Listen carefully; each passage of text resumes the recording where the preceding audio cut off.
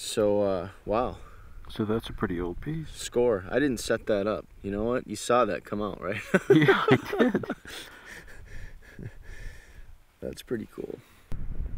Yeah, these flake scars are just massive. That is really cool.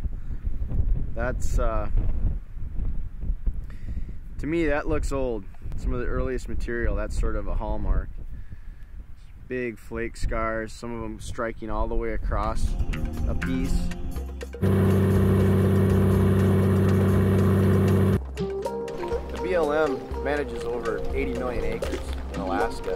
One of the biggest challenges from an archaeological standpoint is the fact that of that land we know very little about the prehistory and in some cases history on the land. So what we've begun to do systematically is conduct archaeological inventories and testing projects throughout the lands that we manage.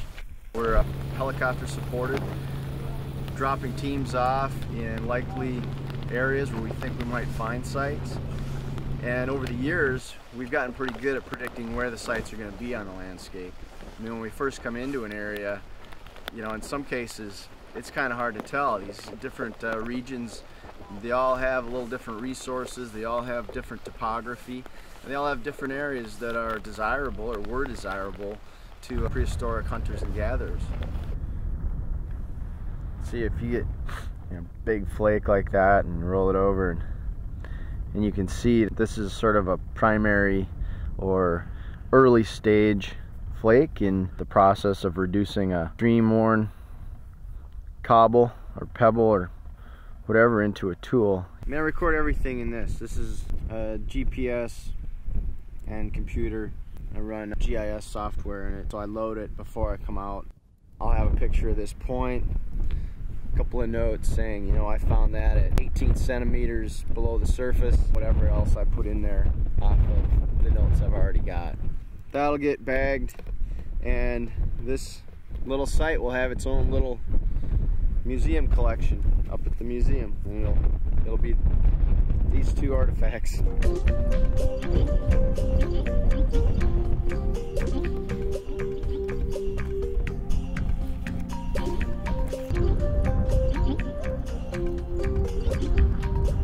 Every now and again, you get lucky. So what is that? That's part of a biface, and that was found down in there ways. And to me, it looks old. This fits with the size of bifaces that we know. This type of flaking, these really large flake in material that's up in that 10, 11, 12,000 year old range. So wow.